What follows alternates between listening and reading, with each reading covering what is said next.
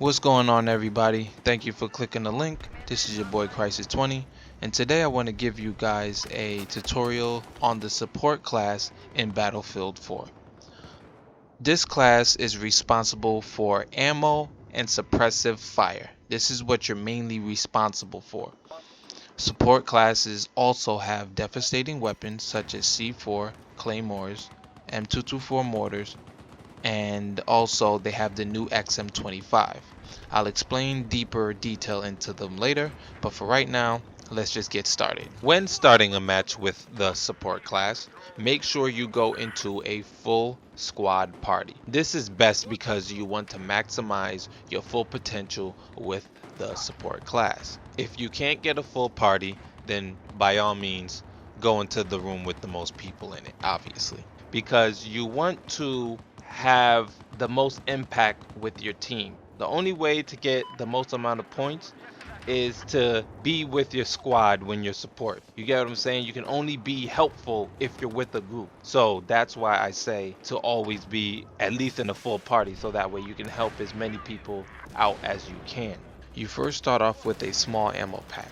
Small ammo packs only resupply a small amount of bullets to a soldier. This pack can only replenish bullets. It can also supply soldiers on the go. So if you're running and you're in some trouble, in some type of firefight, you can toss a small ammo pack and the soldier will automatically pick it up and that'll resupply him that way. There is no stopping when it comes to the small ammo pack. When you have the ammo box, now the ammo box replenishes rockets, grenades, missiles, landmines, and any other type of ammunition as well. This also will resupply more than one person, so it has a certain radius of how many people it would supply ammo to. For the best results for the ammo box, you want to make sure you have the indirect fire field upgrade. When you have this field upgrade, make sure you get it past level 1. Once you get it past level 1, you then can now deploy 2 ammo boxes at one time. So if you're near multiple teammates and you find that they're pinned down, go right ahead and supply them with the ammo box. Also, you want to keep in mind, recon classes and engineer classes run out of ammo quick because sniper rifles and rockets run out of ammo quick. So you always want to be there to supply them with ammo. You usually would know when somebody needs ammo because they would have an ammo symbol on the top of their head if you're close to your teammate or squad mates, or it'll show up on your map. Squad mates give you 15 points and teammates will give you 10 points each time they need a resupply. One more thing I forgot to mention, if your indirect fire field upgrade is on level 4, you might start seeing ammo symbols on top of vehicles. That means that that person inside the vehicle is an engineer. The vehicle now can slowly resupply soldiers that are nearby that particular vehicle. So by all means, go near the vehicle and try to resupply yourself. So now let's talk about the guns. For LMGs, the most powerful LMGs that are at your arsenal that does the most damage are the PKP Pekineg, M60-E4, and the M240B. Out of all three of these guns, the best ones to use out of these three is the M60-E4. This is the best gun you can use by all means, hands down. It has the best stats out of all LMGs together. It's better than the PKP and the M240B.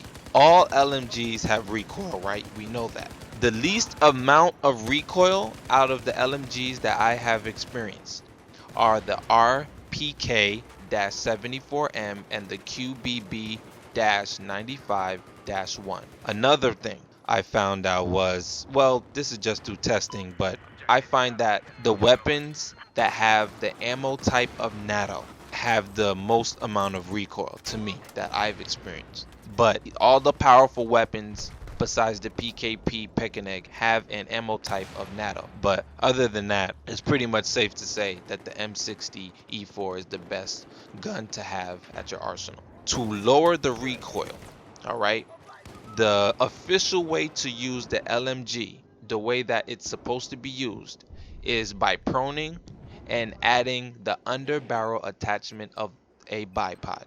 That is the official way to use the LMG, hands down. If you find yourself not using the prone position often, or you're not going to use the bipod, you want to choose under the barrel attachment, you want to choose muzzle brake. And for underbarrel, choose an angled grip or stubby grip. Those are the attachments that I would recommend to have the least amount of recoil if you're not proning. If your squad is performing any type of close quarters action, you want to use a carbine or a shotgun. The support class unlocks a shotgun called the QBS-09 shotgun at 52,000 support score points. This shotgun will be available for all classes once it is unlocked. This will now lead me into the XM25. This gun has a shotgun version as well if you get your support score up to 190,000. The XM25 has two other versions as well, Airburst and Smoke. Both versions launch a 25mm grenade.